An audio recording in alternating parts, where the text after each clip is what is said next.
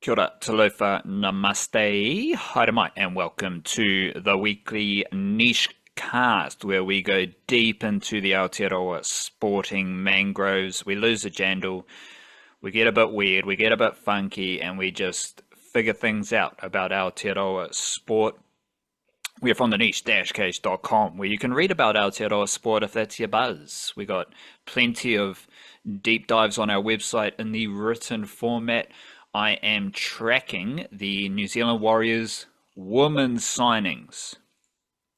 Talk about them later in the podcast, but we do have 5 signings so far. Api Nichols, Maya Hill-Moana, Harata Butler, Capri Paikau, and this morning, the Warriors announced that they were signing Lyshawn Albert-Jones from the Newcastle Knights. So that's good stuff.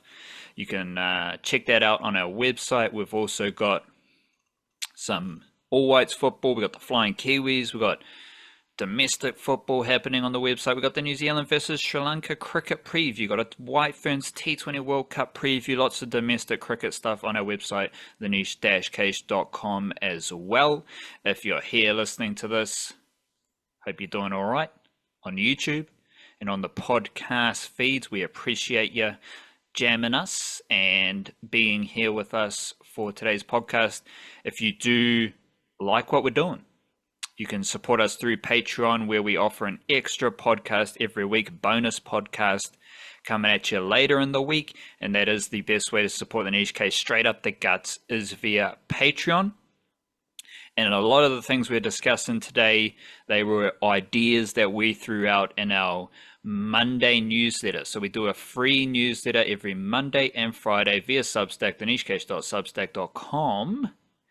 And you can upgrade to a paid Substack subscription to support the Niche Case and also access the subscriber bonus podcast. So the bonus podcast comes out every Thursday via Patreon and Substack for the paid Substack subscribers, but the Monday, Friday newsletter, that is completely free, so don't worry about that, and it is full of New Zealand sports information. Let's say it's the best New Zealand sports newsletter in the whole wide world. We've both gone for the Blackcaps Test cricket backdrops. You've got the rainy Afghanistan situation that was in India. No fault of Afghanistan, it was in India. And I've gone with the Kane Williamson birthday cake, which was a buzzy little thing to go back in the archives and see when Kane Williamson was offered a birthday cake, and he must have been told by the locals in Sri Lanka that you got to feed me the birthday cake as well, because it seemed like some sort of custom, because part of that video, Kane Williamson's like literally hand to mouth feeding some joker a bit of cake. So that was a bit weird, but it was also a chuckle. And we've got Blackcaps cricket coming up in the future. How are you feeling? Well, I don't know, did he eat the cake himself? He Or had a was it bite. just like, I don't know, he had a bite? Okay, because that might be a little bit risky as well, you know. You might get into a 1995 Rugby World Cup final aspect there if you get a little bit of food poisoning and you can't go out and score a test century the next day or something.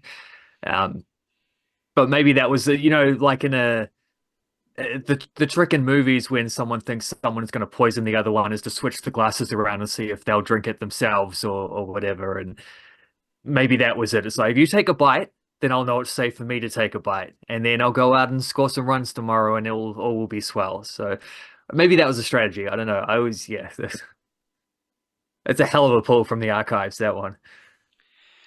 If anyone wants to check it out, if you go on YouTube and you just search Kane Williamson Sri Lanka, it'll probably pop up. For anyone that doesn't know, last time the Blackcaps were in Sri Lanka, 2019, it was Kane Williamson's birthday, and the local cricket fans, they gave him a cake, and it was lovely. How about that? Hold fire on the Blackcaps. We'll jump the gun a bit there. I do want to just point out that these are very strange New Zealand. Well, these are very strange times, and this will lead into mindfulness. The world's a bit wonky. The world's a bit off kilter. There's magic in the air. This is the time of dragons, let's say. I can't think of a different time, another time, and I am not a New Zealand rugby historian.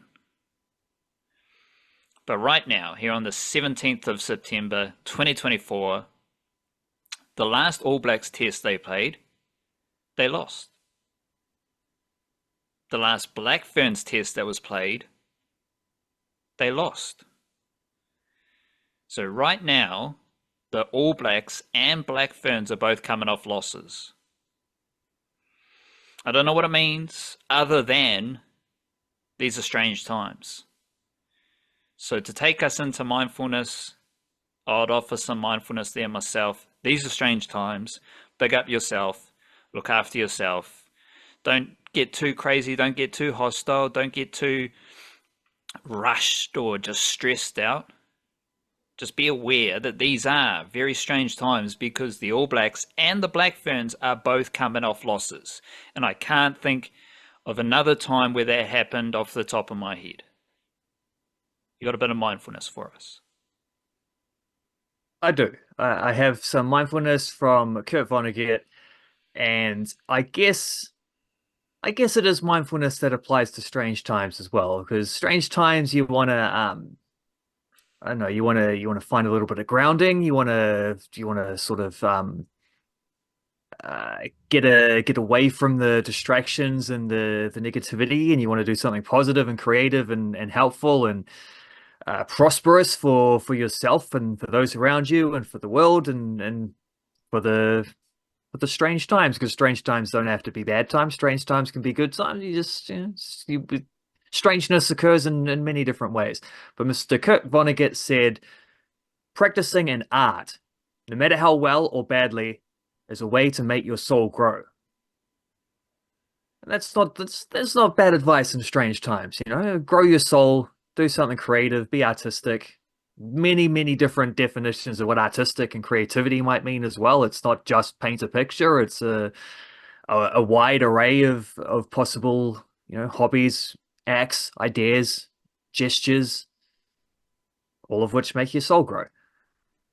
Mowing the lawns. That's, yeah, at a stretch, yeah, for sure.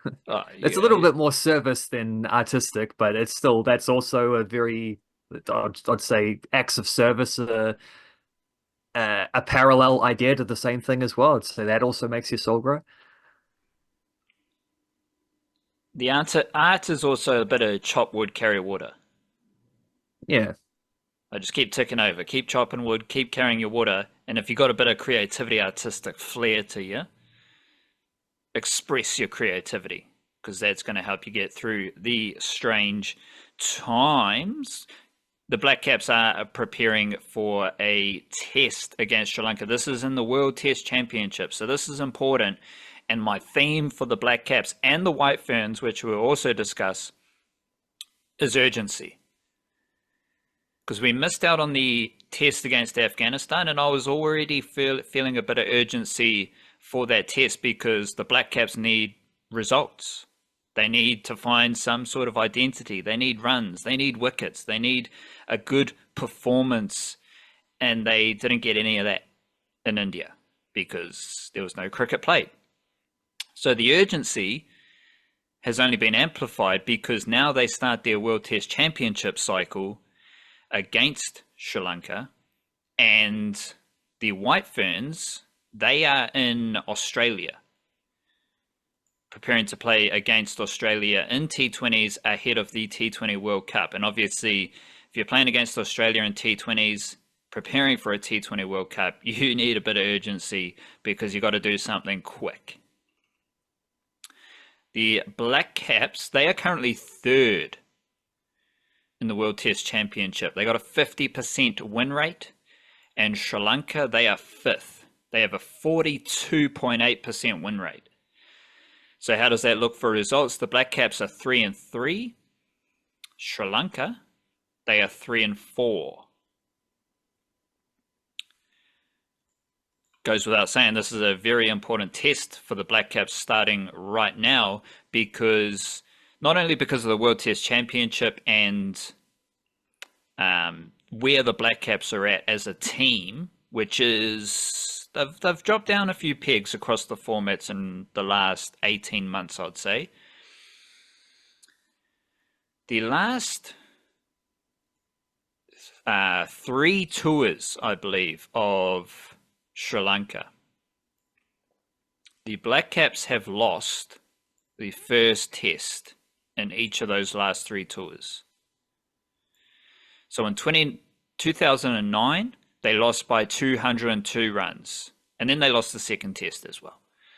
In 2012, they lost the first test by 10 wickets, then they won the second test by 167 runs. 2019, when Kane Williamson celebrated his birthday, the Blackcaps lost the first test by 6 wickets, then they won the second test by an innings and 65 runs.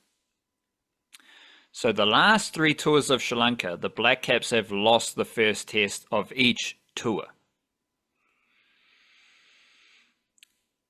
Apparently that means they're going to lose the first test of this tour, but I don't think they can afford to in the context of the World Test Championship.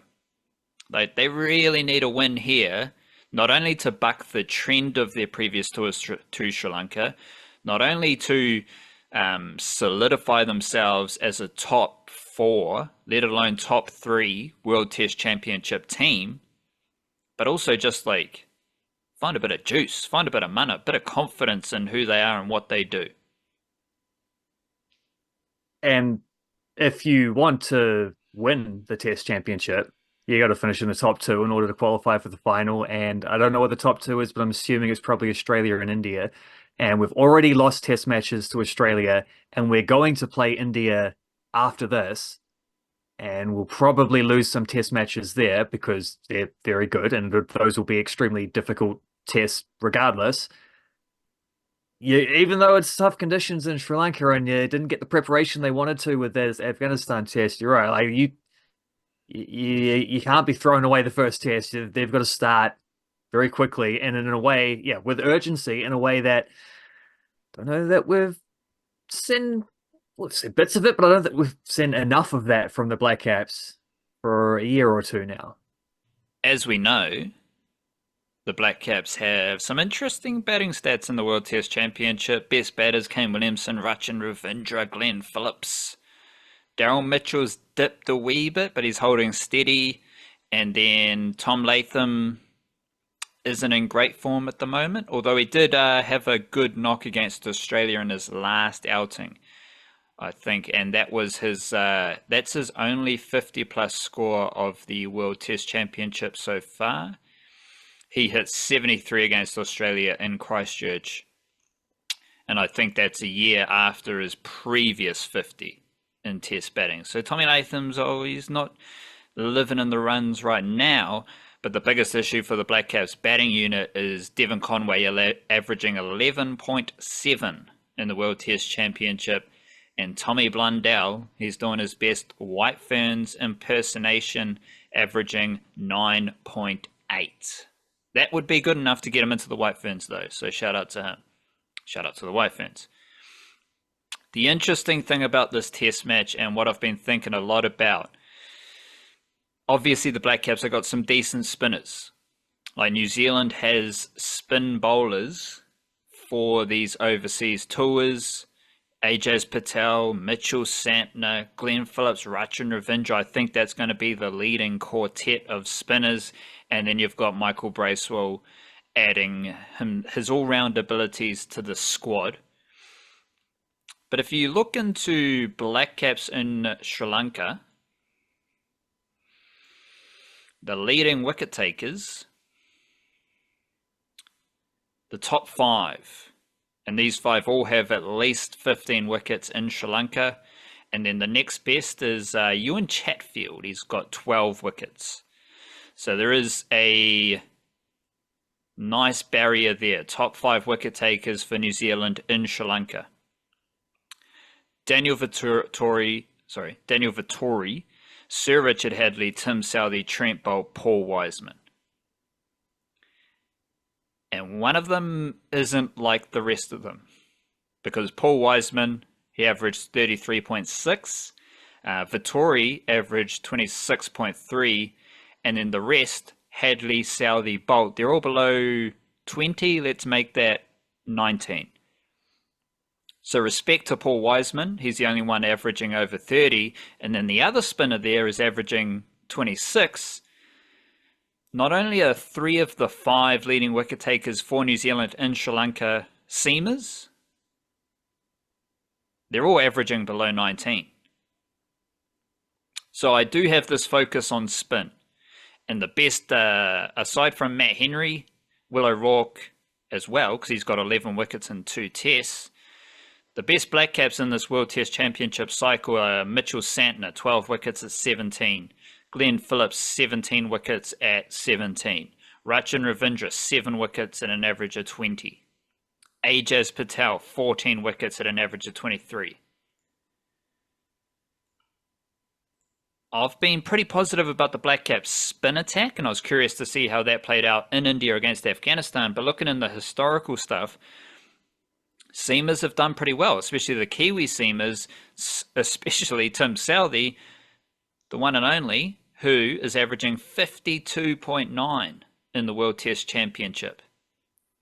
That's a good batting average. It's not a good bowling average, but the thing with Southey is he's bowled a lot of overs. He's bowled 167.4 overs in the World Test Championship, 10 wickets, and he's the only Blackcaps bowler who has bowled in all 12 innings, and he's the only bowler who has bowled over 140 overs. So he's got a massive workload. Obviously, he's skipper, so he's given himself a few overs. But Southey is excellent in Sri Lanka. 19 wickets at an average of 15.4. The only dude with more wickets or as many wickets at a lower average is Sir Richard Hadley. So it's going to be interesting for Southey, but also interesting for the Blackcaps, because seamers have been good for New Zealand in Sri Lanka. The only iffy thing is that Matt Henry is the best Blackcaps bowler in the World Test Championship, and he's got a fantastic record in New Zealand, as you might expect. But old mate Henry, Matthew Henry, he averages 47.6 in Asia, and he hasn't played in Sri Lanka yet. So it's a bit weird, strange times, where Southey's not bowling very well in the World Test Championship, but he's a legend in Sri Lanka. He should be getting a birthday cake with the way he bowls in Sri Lanka. And Matt Henry is fantastic in the World Test Championship, but he kind of sucks in Asia, and he hasn't bowled in Sri Lanka. I suspect they're going to start this first test with Southey and Henry, and then they'll have Ajaz Patel, Mitchell Santner, Glenn Phillips, and Rachin Ravindra as spin bowlers. And the Southey stuff in Sri Lanka was, solidified that idea for me. But it's going to be fascinating to see, because the stats suggest that they might select a third seamer. You might get a bit of Will O'Rourke, you might get a bit of Ben Sears. And the one bit of commentary chat that we did get for the Afghanistan test was ahead of day one, when it was sunny and it looked like we were going to play some cricket. We didn't. Commentators, old mate Dooley, it's a bit of a United Nations commentary cast for that test. You had some dude from India who was down the road. There seemed to be an Irish or English geezer presenting it, and you had old mate Dooley. But there was a bit of Daryl Mitchell seam bowler chat. It's like, well, Daryl Mitchell's not going to bowl ahead of Glenn Phillips, and he's probably not going to bowl ahead of Rachin Ravindra. So I just found that a little bit weird. Daryl Mitchell also hasn't been great in test bowling. He averages over 100, I think, in test cricket. But as I'm talking through it, as I've explored those historical stats, I think there's a chance they might select a third seamer in the team, which will be very interesting. What do you make of the historical ability of Blackcap seamers in Sri Lanka, and what that might mean for Southey, Henry, And I reckon Will O'Rourke is the main dude to watch out for. Yeah, I agree. And when you roll through that, I wouldn't be surprised at all if O'Rourke does play, and if they do pick the three seamers there, I wouldn't entirely rule out that he might even play ahead of someone like Southey or Henry just for a little bit of a point of difference, because Southey and Henry are more similar than O'Rourke is to either of those two. Um, I mean the yeah, all due respect to Paul Weissman, but the top four of the Blackcaps wicket takers in Sri Lanka, the Vittori, Hadley, Bolt, Southey quartet, not in the same order, but that is also just the four top test wicket takers from New Zealand, full stop. So that makes sense. They especially, I mean, I'm a little bit surprised Hadley's up there because his career wouldn't have overlapped with Sri Lanka as a test playing nation for a whole lot. But I guess when you get in there early on and they're still learning test cricket, you can get in there and take a whole bunch of wickets, and you don't need to play a heap of games with them against them. You just cash in when the getting's good. But yeah, I mean, I I definitely think there's scope for that. If you pick a third seamer, you give yourself a little bit more variety than what you would by picking 3/4, maybe even 5, depending on how much you expect Ravindra or Phillips to bowl spinners. Because like I know they're not these guys all have different aspects to them, but Ravindra, Satna, Patel are all left arm orthodox spinners. I think I saw somewhere, didn't they say like Rangana Herath is helping them out with some stuff? Yes, and to the assistant coach's note, I'll bring up the batting stuff in a jiffy, but Jacob Orham's the assistant, he's the bowling coach, and he is sixth for Blackcaps runs in Sri Lanka. So maybe Jacob Yeah, Oram not needs to bad. be the batting coach instead of the Yeah, bowling coach. But they do have Rangana Herath, Sri Lankan left arm wizard, who, to coach all our left arm wizards.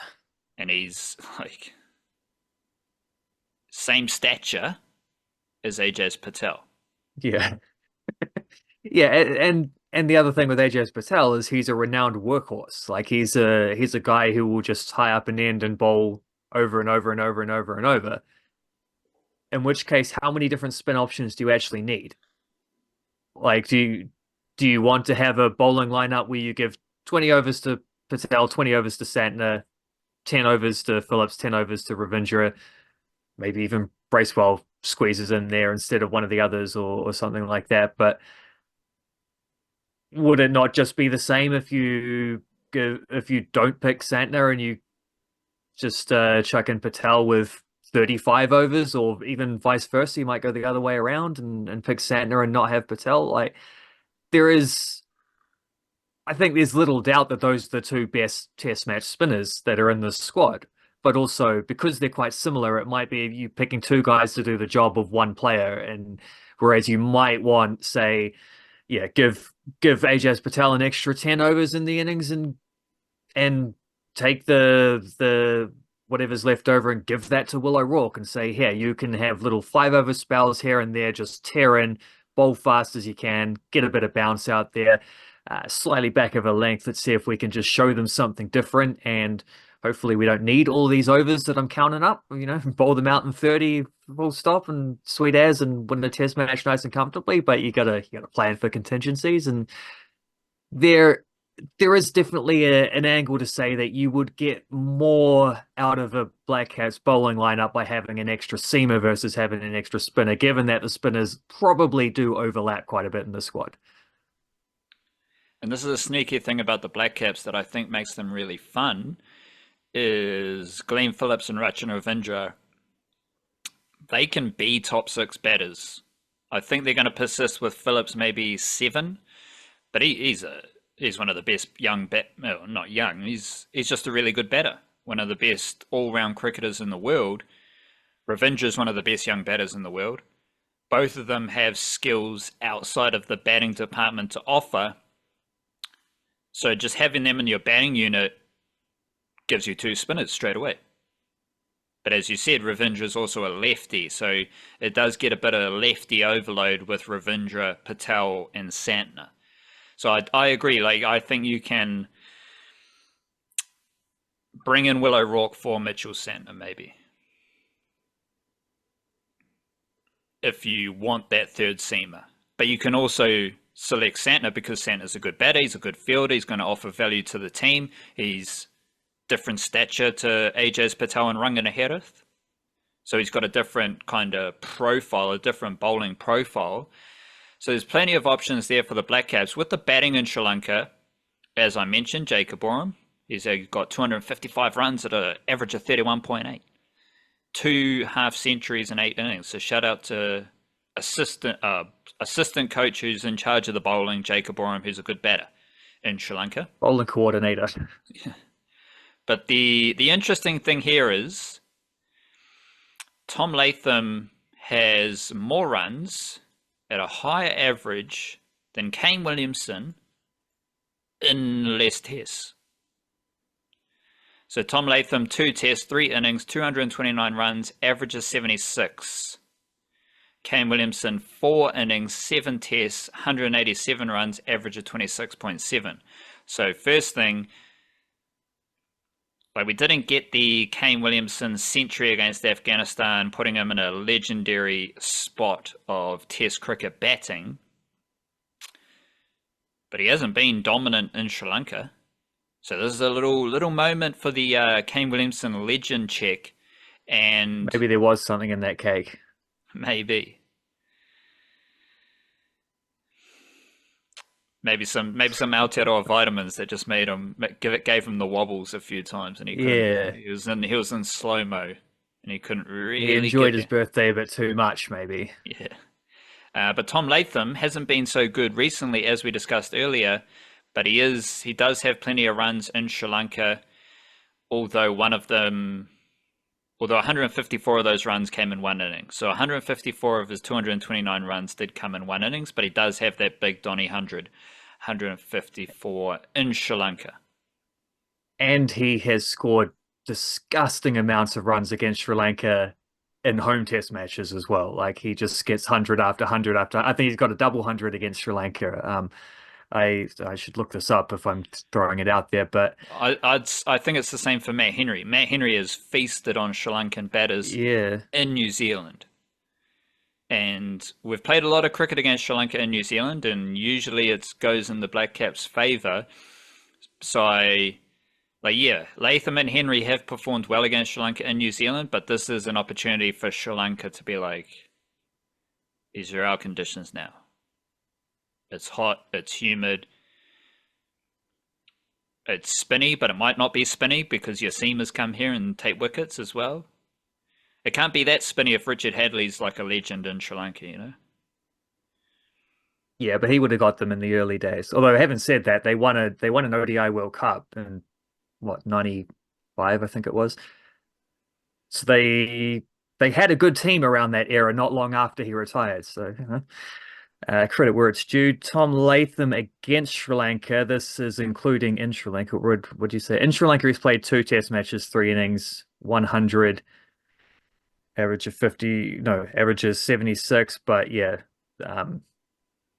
like you say, a lot of those runs did come in one innings. About more than 60% of those runs did come in one innings. But then he's only got 3 innings, so that's still pretty handy. That still means in the other 2 innings he scored 75 runs, I think that adds up to, which, if those are your down innings, that's fine. But overall against Sri Lanka, 17 innings, 1,039 runs, top scorer 264 not out, average of 69.26, 4 centuries and 150. So he's passed 55 times and gone on to make it 100 on 4 occasions, and at least one of those is a double 100. So yeah, he's thoroughly destroyed them. That is his best average against any nation except for Zimbabwe, which is 2 tests, 3 innings, average of 84. And Bangladesh does come close. He averages 65 against Bangladesh. So there has often been maybe a bit of a case with Tom Latham that he scores a lot of runs in bulk against touring subcontinent nations, which I don't think you can deny based on this. But because His average against Australia is 27. His average against England is 31. Average against India is 32. Average against South Africa is 13. So he he could probably do to score some runs against India in that Test series coming up, but also he's still going to score the runs against someone, and at least he has that. And there's a lot of players who play Test cricket who didn't destroy Sri Lanka and also struggled against those others. And you're struggling with an average of 30 odd against England and India and Australia. It's okay. Like there's plenty worse struggles from New Zealand opening batsmen than that. So there are.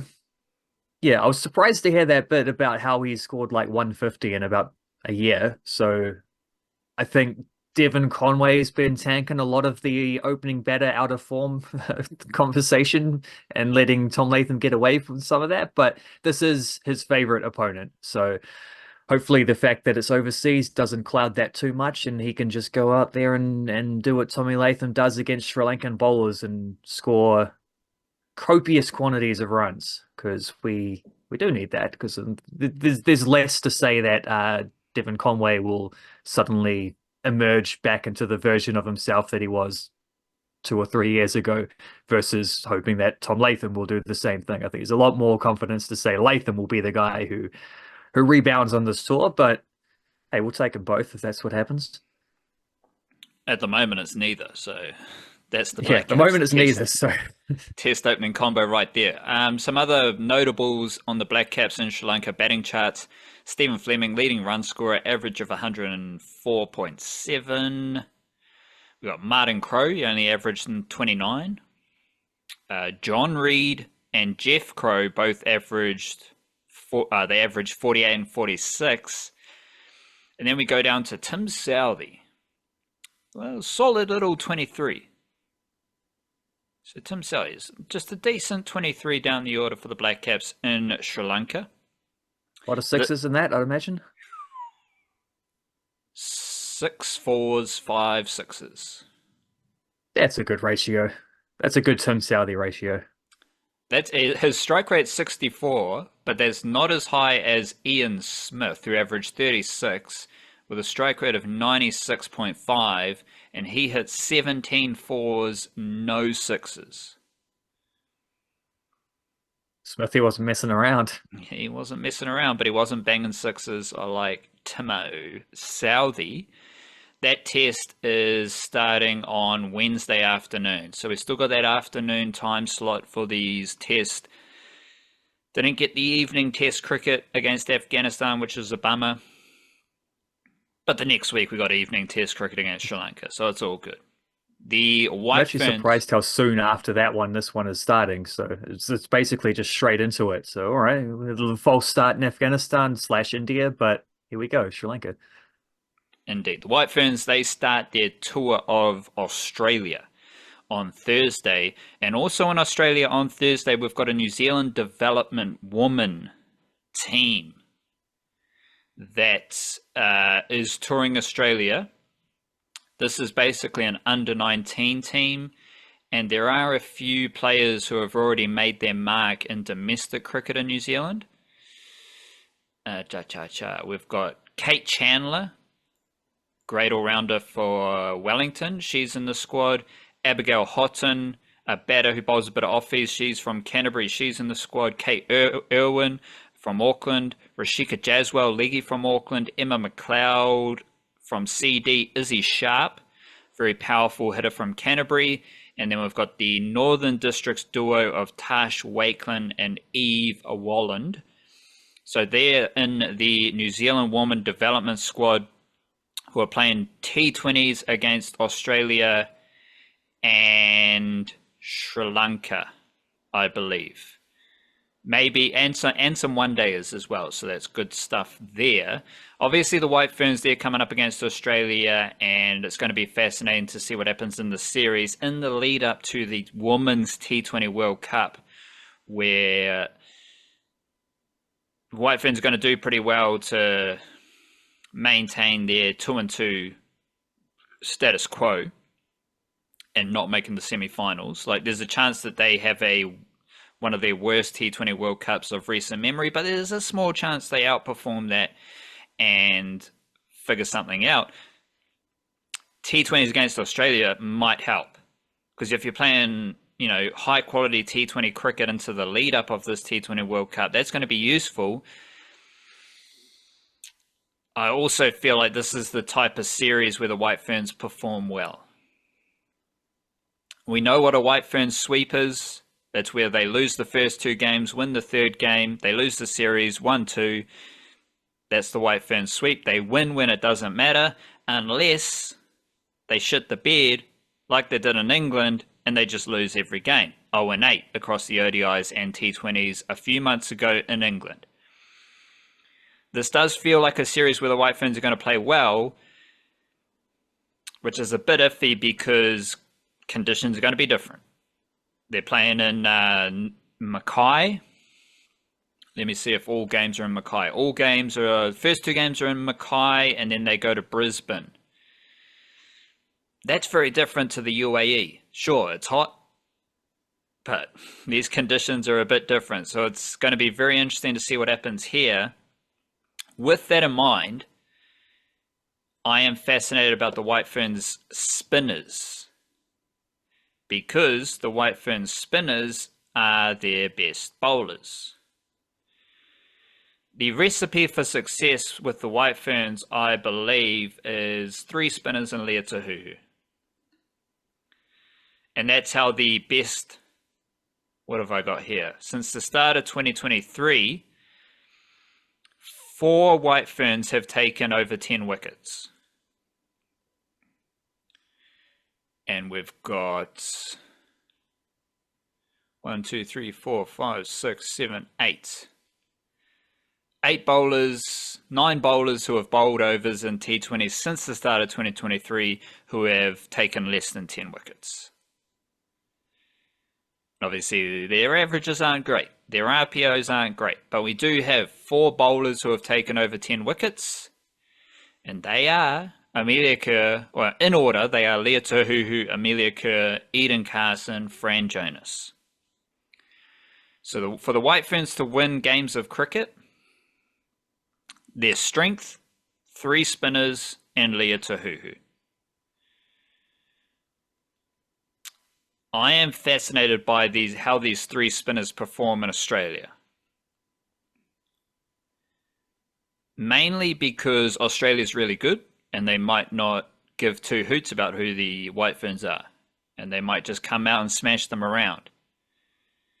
That could happen. And then that's going to set up how the spinners bounce back in apparently more favourable conditions in the UAE. But it's quite interesting because if you get into the stats, during this period since the start of 2023, Leah Tahuhu, 22 wickets, averages 17.5. Amelia Kerr, 21 wickets, average of 23.4. Eden Carson, 16 wickets, average of 18.5. Fran Jonas, 12 wickets, average of 35.6. So the lowest averages in order are Leah Tahuhu, Eden Carson, Amelia Kerr, Fran Jonas. Leah Tahuhu's got the lowest average, but she's the most expensive bowlers of this quartet. It's going to be very interesting how the White Ferns spinners switch between these 2 like extremes in conditions. Because they might bowl well against Australia in Mackay, and the White Ferns might perform well, but I don't know how much of that is going to carry into the T20 World Cup. But then you can also make a case that they might struggle in Australia against Australia, and then they might perform better in more favourable conditions. So it's a bit all over the show, but like, don't have a whole lot of confidence in the seamers, don't have a whole lot of confidence in the batting unit, which includes Sophie Devine, Susie Bates, and Amelia Kerr. Like, they haven't been so great recently, and if they're not so great, you can't expect the rest of the White Ferns batters to take over, because they don't do that. So I'm a bit down on the White Ferns batting, but they do have 3 decent spinners and Leah Tahuhu. And I think any T20 success in Australia and or the UAE for the T20 World Cup will come down to those 4 bowlers primarily. Yep. Any success being relative term there, where it's a little bit hard to envisage it, but they do play Australia again, don't they, in the T20 World Cup? I think they're in the same group as us. Yes, I think they go India, Australia. Well, they got a warm up against Pakistan South and Africa, so that's warm ups against South Africa, England, and then they go India, Australia, Sri Lanka, Pakistan. yeah, that's it. Yeah, tough group. Talked about that last week, I think, about how that's not really an ideal looking thing, but also it's not an ideal looking thing because they no longer look like a team that can turn up and expect to beat Pakistan and Sri Lanka on a given day, and therefore India and well, even if they did beat them, they'd still have to get something out of India and or Australia. But maybe it'll rain like it did for the Blackcaps. That always helps. Yeah, there's no sugarcoating the fact that 3 warm-up games against Australia is going to be very, very difficult. But maybe that is the preparation that you need. Like, see what the best in the world is up to. Get a little bit like the pressure is off for results because you know that's not really what it's about anyway. A, it's a warm-up game. B, you're probably going to lose anyway because Australia are awesome. And see what that might look like for the White Ferns because I don't know. At some point they're going to get a little bit of luck or something's going to go their way or someone's just going to do something awesome. Whether it can become a consistent thing, I don't know. But they lost a lot of games against England earlier in the year, so it would be yeah. Confidence is probably at a little bit of a low, and we know direction's been at a low for a while. So maybe without the expectations and without the anticipation for what they're going to do, maybe that might ease things. I don't know. We'll just have to see how it goes. Since the start of 2023, the White Ferns have 3 batters averaging over 20. That's not a lot. It's not a lot. And there is, in this period, which is roughly, Suzie Bates has played 23 games, so I imagine there's 23 games played. Since the start of 2023, no White Ferns batter has a strike rate over 121. And Sophie Devine is the only White Ferns batter who has hit more than 2 sixes. So there's not a lot of runs, and the players who are scoring runs, there's not a lot of oomph, which is pretty dangerous going to Australia to play against Australia, and it's also pretty dangerous in the state of women's cricket because Shamari Atapatu bangs boundaries. There's a lot of batters around the world who can smash boundaries, score with high averages, high strike rates, and basically do everything that the White Ferns don't do. First T20 against Australia is Thursday night. Second T20 is Sunday night. Third T20 is next Tuesday night. And of course, we'll be here following it all. The Australian NBL is also starting soon. I think we've established now that the New Zealand Breakers are the bad vibe Breakers because some dude decided to headbutt old Freddie Gillespie. He decided to headbutt someone. He's the Breakers import, which is great stuff. Really good culture there at the Breakers when someone's just deciding to headbutt someone. And of course, the Breakers lost all 5 preseason games. So shout out to the Breakers. They're headbutting people and they're losing games, which is just like, it's just funny to see how these things play out once you feel like you've got a gauge on the setup. It's funny how these things play out afterwards. But you seem to be interested in one of the Kiwi Breakers. Who's tickling your fancy there, and who else across the NBL are you most interested in? Kiwis, obviously.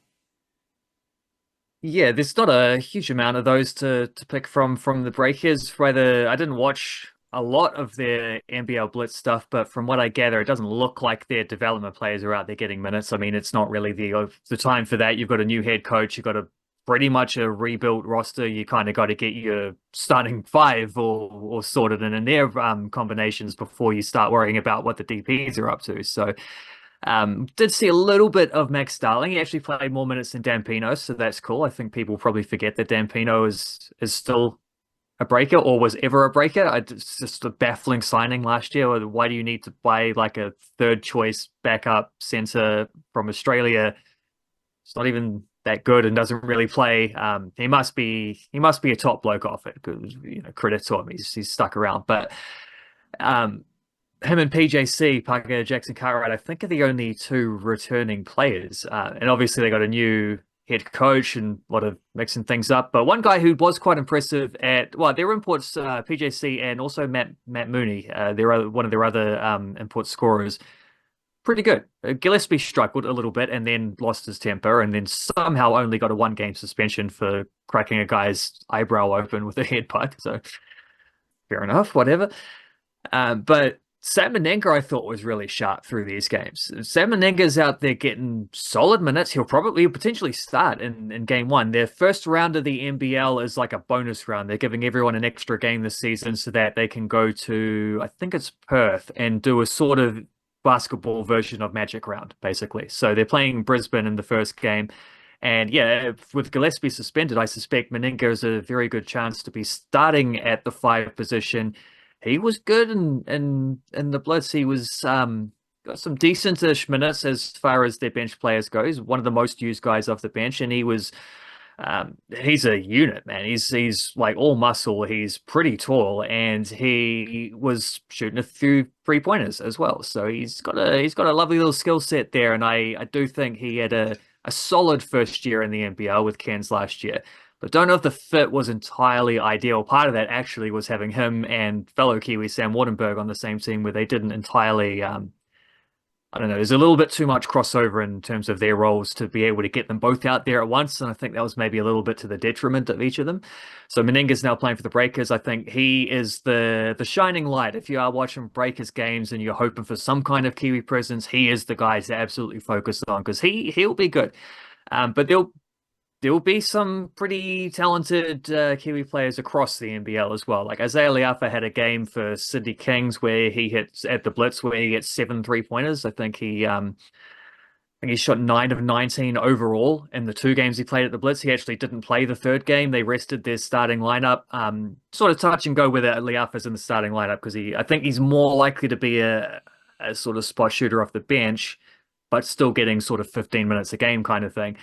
But he might well start some games, I'm not sure. But he started one and came off the bench and won during the Blitz and then was rested along with most of their starting 5 for the game against the Breakers, which the Kings still won against the Breakers, who didn't have PJC. So at least they were out without their best players. So at least they can say, well, there's someone missing. But yeah, Le'afa is just an amazingly good fit on a very, very, very stacked Sydney roster where he's just they're just going to get him open looks and he's just going to throw those down. Like he's just going to be shooting 3-pointers all day. It's love that for him. I think he's going to be very good. And he's also such a good defensive player that I think that's known now. I think that's his reputation, but I think that's also playing for a team like Sydney who are going to be contending for a title the way things are looking, the way they've just completely rebuilt things going into this season. I think that might get even more focus. Obviously, the Defensive Player of the Year is also a Kiwi, Mr. Shea Ili. And he's got, I don't know, I was reading a preview on ESPN and they were talking about how, man, all the NBL coverage that's any good in terms of information, all the information just comes from sources inside the league. And so everyone's very chummy and no one wants to be critical or anything like that.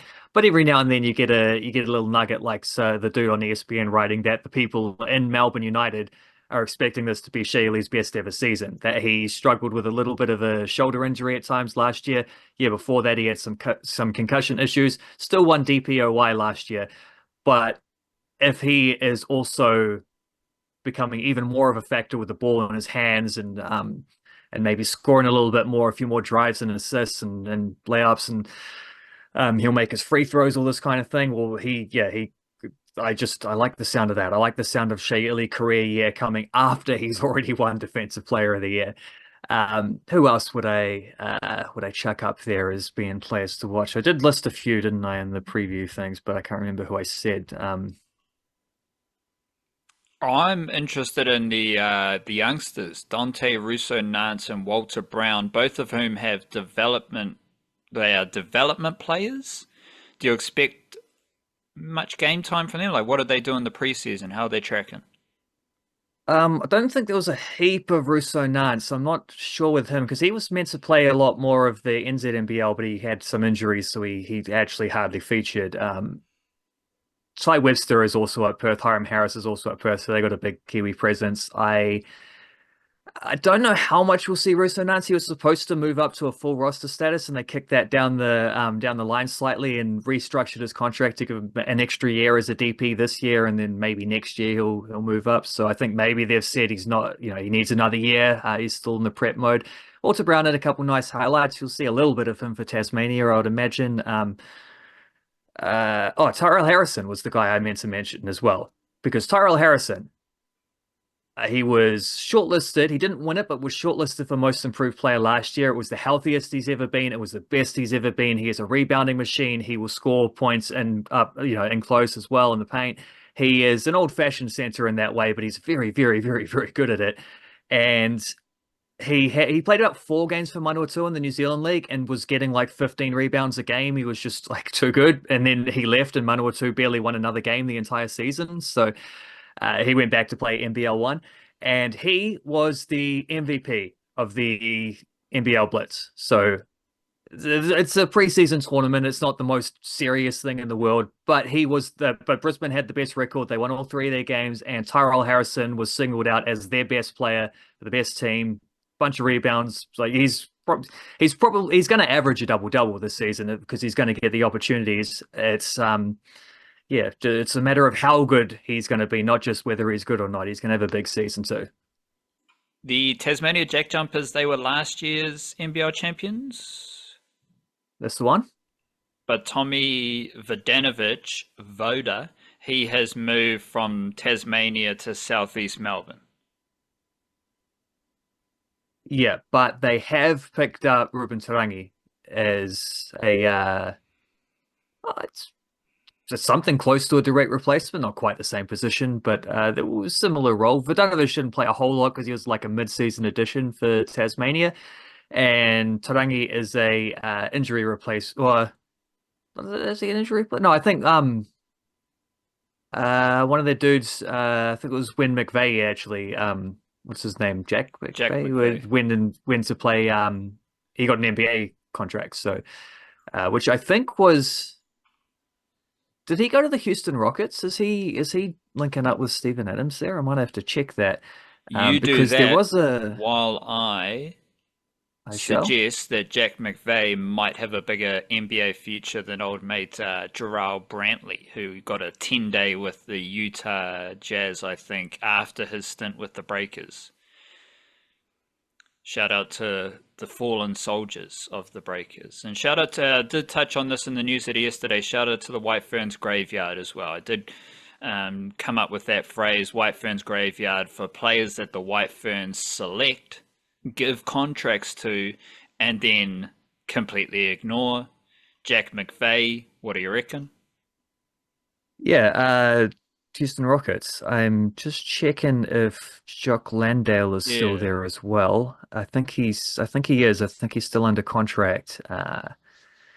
There was talk about maybe he might get moved specifically because Steven Adams is in there, and Steven Adams is better than him, and therefore Steven Adams is going to take up those backup center minutes and probably even beyond some of that backup center minutes. He might get some get some starts if Sengun is unavailable at any point. He might even get on the court with the first unit because Sengun's a good shooter, so he might be able to just fit them both out there. Optimistic about what Adams is going to look like, but I had a little nugget from the newsletter a little while ago when McVeigh first signed there, and that is that Steven Adams has never shared the court with an Australian teammate in his entire NBA career.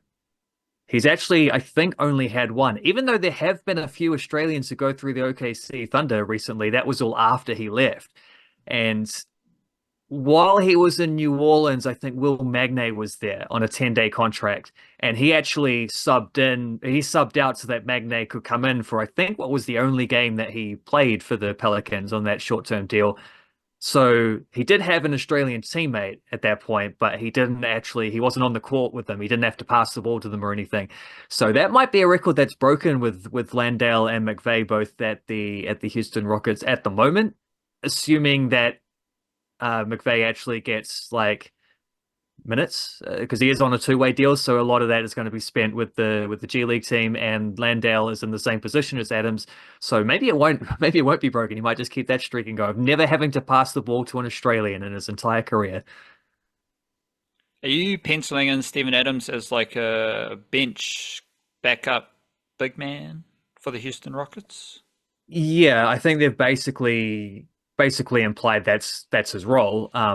Because what's his name? Alperen Sengun, their Turkish center is awesome. He's very, very good. And also a young player who's kind of one of their sort of, what do you call it? Like, he's one of the players they're trying to build around.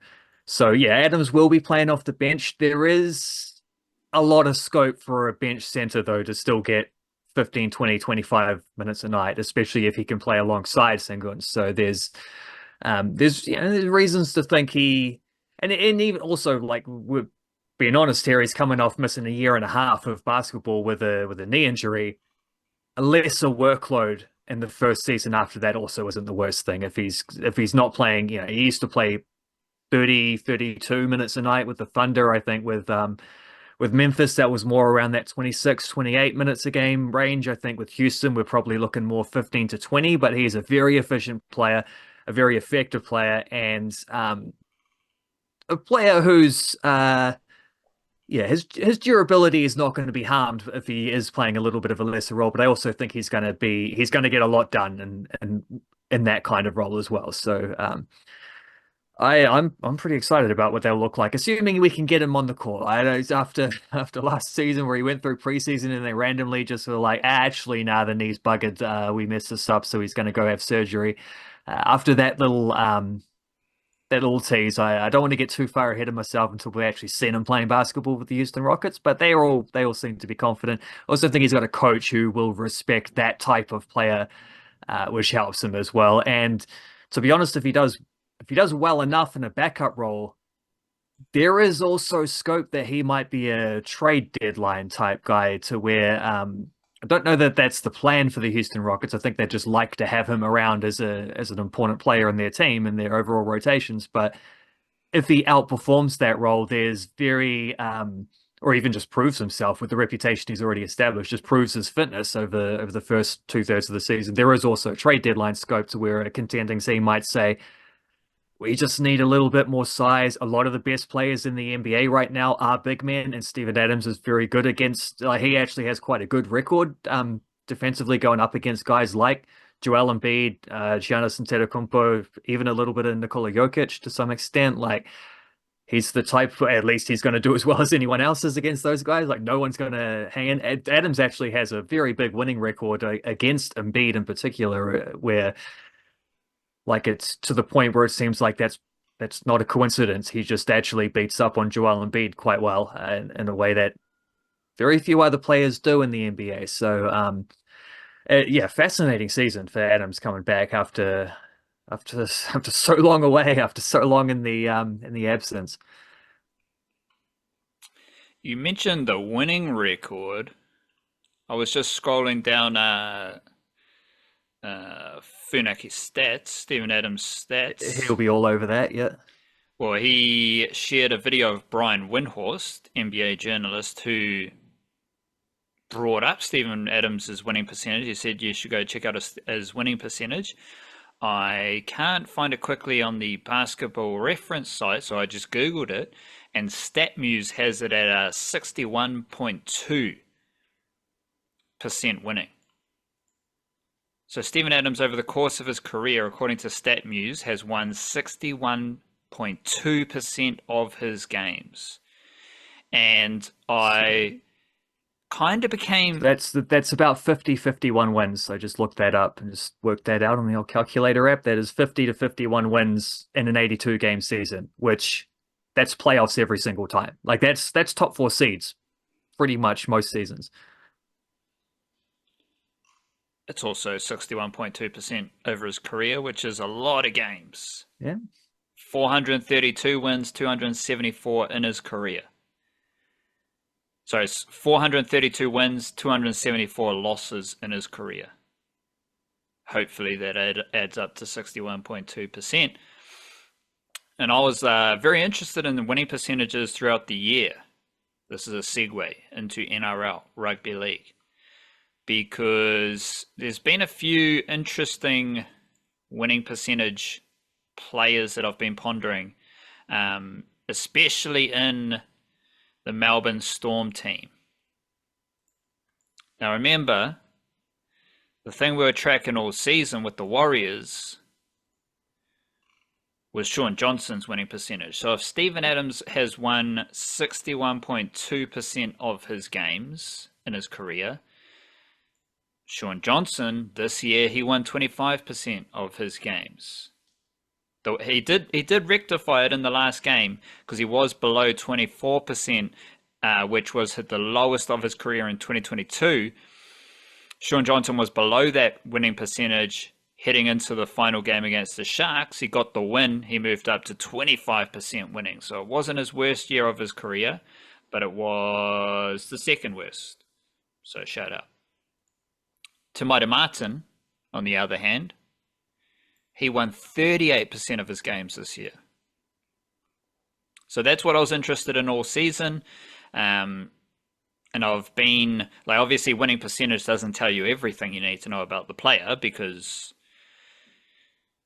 in rugby league, you got 12 other blokes on the field who also impact performances. But in the case of the Warriors halfback, you could see Te Maire Martin's 38%, Shaun Johnson was 25%. That tells you the story of the Warriors season. But the Melbourne Storm are a fantastic team. And there's one player who I'm really interested in specifically with the winning percent, because Alec MacDonald. Now again, Alec MacDonald is from New Zealand. Alec MacDonald isn't mentioned in a lot of Aotearoa Kiwis conversations, but if you're the mahi man for the Melbourne Storm, you're doing pretty well. You know, like, you got to be a tough bugger to be the mahi man at the Storm, and that's exactly what Alec MacDonald is. And his winning percentage has gone up over the course of his 3 years playing NRL footy. 2022, he played 12 games, 50% winning. 2023, he played 12 games, 67% winning. 2024, 20 games, 75% winning. And I think he had 8 runs for 84 meters, so he hit that 10 meter per run mark. Let me get the exact mathematics here. 8 runs, 83 meters, 10.3 meters per run. That is monstrous from Alec MacDonald, because his main objective in the middle for the Melbourne Storm is his speed, his work rate, and making lots of tackles. He made 24 tackles in 38 minutes. Trent Loiero, he played 63 minutes, most of which was in the middle, and he only made 26 tackles. So Alec MacDonald almost played half as much as Loiero, but he already made 2 less tackles. Like, that is what Alec MacDonald does for the Melbourne Storm, and he's a winner. He's a winner for the Storm. And the Storm are pretty awesome. They defeated the Sharks. Obviously, Jerome Hughes is playing at a high level. Nelson Asofa-Solomona always impacts games when he's on the field. We've still got the curiosity around Jack Howarth and whether he's going to pursue Aotearoa Kiwis selection. I always get a bit of a weird vibe when the Kiwis are thirsty for those eligibility cases. I don't think they need to be thirsty for eligibility. Like, I want Jack Howarth playing in the centres for the Kiwis, for sure. I want Jack Howarth, Matthew Tomoko. I think that's the best available centre pairing. Jack Howarth is born and raised in Australia. Like, he didn't come onto the Kiwis' radar until last year when he played for New Zealand A. Up until then, he was all about Queensland State of Origin. So, it's...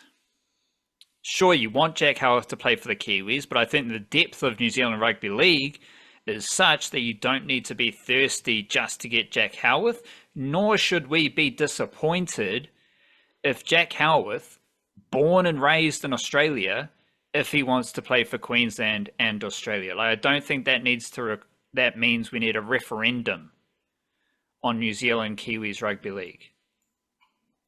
Because it kind of just... Yeah. You want the player to want it at least as much, if not more, than the national governing body, right? Like, if the selectors care about it more than the player, then ultimately that's not really a good thing for International Rugby League. Like, you don't tend to get the best performances out of that guy when there are so many, like, hardy Kiwis representatives who every year, like, would bite off hands to be selected. You know, that is ultimately what leads to a more cohesive, stronger performing team, is having dudes who treat International Rugby League like International Rugby League. And Howarth might well be that dude, but if he isn't, like, if his heart isn't in it, you don't need to push for that, do you?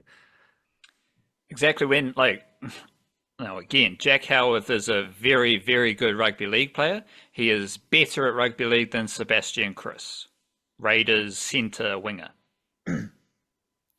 Sebastian Kris is desperate to play for the Kiwis. He's already played for the Kiwis.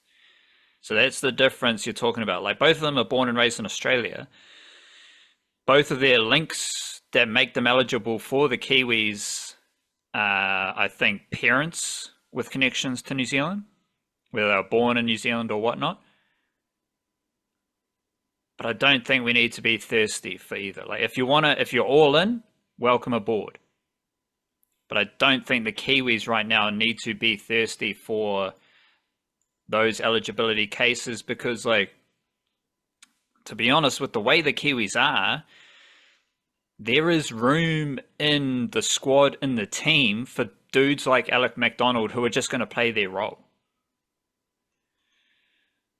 Like, you don't need a superstar centre on either edge. At some point, you just need someone to do a role, plug the hole, make their tackles, run the decoys. I mean, they're all pretty good rugby league players, so they can all operate at a high level. But it just seems a bit desperate to some extent. And I think that applies to most national teams as well. Like, that's not just a Kiwi-specific thing. That's just what we happen to be talking about. But in general, you need buy-in from the player at least as much as anything else. Like, you gotta have a heart in it, because that's kind of a prerequisite for international sports in general if you want to get the best performances out of things. So yeah, I think that's a rule that should be applied pretty generally. But there is something specific to the Kiwis though, because in the past they haven't had the player pool to be in this position. So they didn't have as many players to choose from. So they did have to be desperate. So then you get various cases where there's just goofy players playing for the Kiwis, among some very hearty Aotearoa Kiwis legends. But, like, you look at Will Warbrick. He was absolutely monstrous against the Sharks. 12 meters per run on 18 runs, 2 tries. And everything that we saw from his first season of rugby league when he was playing for the Sunshine Coast Falcons, and he's making these breaks down the sideline, and he would always cruise past the fullback with a swerve. He didn't have a step, he just had a swerve. And that has translated to the NRL. Like, everything about his game has translated. I think it just took him some time, because the thing about Will Warbrick against the Sharks was he was brutal running the footy back, like first carry, second carry. That takes a little bit of adjustment. Like, if you're coming from rugby sevens, you might run into 2 lads a couple times a game, but you're not running it straight into three lads, as we were saying with Dylan Waitene-Zelezniak. Will Warbrick, like, there's a lot of buzz about him being one of the best wingers in the NRL right now. That's the status of New Zealand Rugby League. Like, we've got two starting wingers, Ronaldo Mulitalo, Jermaine Esako, who I think are still the starting wingers for the Kiwis, and Mulitalo and his Sharks, they've got another chance coming up later this weekend. They will play the Cowboys, and then we've got Roosters, Sea Eagles. But Will Warbrick will be in the Kiwi squad, and depending on injuries, availability, not depending on that shit, but he will definitely play for the Kiwis because they've got a bunch of games, so that's cool for him. But all of this is just part of a Storm team who are awesome. We also had the Panthers defeating the Roosters, Cowboys defeated the Knights, Bulldogs defeated the Sea Eagles. The Cowboys versus Knights game, we had Griffin Neame versus Leo Thompson. Thompson got sin-binned, Neame got the win. And I did a Kiwi-NRL spotlight on these two in the battle they'd have prior to the game. In the game, the way they played in the game was kind of in tune with how they've played all season. Leo Thompson, 46 minutes, 13 runs, 8.8 meters per run, 32 tackles. Griffin Neame, 27 minutes, 10.8 meters per run on 9 runs, and 18 tackles. So Leo Thompson, more minutes, more mahi, less oomph. Griffin Neame, less minutes, less mahi, more oomph. And both of them, like, there's no eligibility queries about them. Leo Thompson, Harty Māori, and Griffin Neame from the West Coast, so they'll both be in the Kiwis team. I think they're both top 17 Kiwis. And the good thing about Alec MacDonald that I like is he is a complementary forward to Tapine, Fisher Harris, Moses Leota, Nelson Asafa Solomona, Griffin Neame, Leo Thompson. Because we can fantasize about like Xavier Willison and Asafa Solomona in the same team. But at some point you need a bit of balance. Like, you can't have just 3 big boppers on your bench and no defensive mobility. That's the skill set that Alec MacDonald offers the Storm, and that's something that could see him earn a Kiwis promotion. He's, aside from the eligibility cases, he's someone that I'm most interested in with regards of, does their form warrant Aotearoa Kiwis selection? I think Nofahu White is better than Alec MacDonald. Nofahu White was 18th man for the Kiwis against Australia last year. I think he played against the Panthers. Obviously, the Panthers, they were awesome against the Roosters. Nofahu White played 37 minutes off the bench. 14 runs, 136 meters, so just a smidge below 10 meters per run. 31 tackles at 100%. So he didn't just play, he played very well. He played very well, and that is why Nofahu White, he's from Kelston Boys High School. I think he's a Bay Ross School junior in Auckland. He was in the Roosters system while he was at school in Auckland. He was playing first 15 rugby. He was in the wider Roosters system. I'm not sure if he was a fly-in, fly-out, a FIFO worker for the Roosters. But he was in the Roosters system while he was in Auckland. And they're like, I think back, like, when I wrote about the Kiwis, a lot of people didn't know, when I wrote about the Kiwi squad last year, a lot of people didn't know who Nofahu White was, who Keanu Kinney was. Now you know. And Nofahu White was 18th man for that Kiwis test against Australia. So, like, I've watched them play a lot this year. I've watched them play very well. But there's also this, like, pedigree backdrop that you have to check in with. And he's got that pedigree backdrop. Like the Roosters had him while he was on Auckland. He was fast tracked through the Roosters system. There's been a lot of buzz about Siwa Wong, Burnham Manurewa Jr. from Aotearoa, he was playing for Tonga last year. I think he's going to play for Tonga again. But Nofahu White played NRL before Siwa Wong. Nofahu White has been better consistently in the NRL than Siwa Wong. And that's who he is. That's what he does. And so again, like we can fantasize about the Kiwis. Oh, Xavier Willison, he's a monster for the Broncos. He's going to play for the Kiwis. He's not playing ahead of Nofahu White. But I think at this stage of the year, like the dude who's fallen off a wee bit in the Kiwis ranks is Wiremu Greg, Eagles forward from Northland. He was in the Kiwis squad last year, but I think a few lads have overtaken him this year, and we'll have to wait and see what happens there. Just a couple of random ideas I was thinking about. Griffin Neame is going to be a long-term Cowboys prop, and I think so.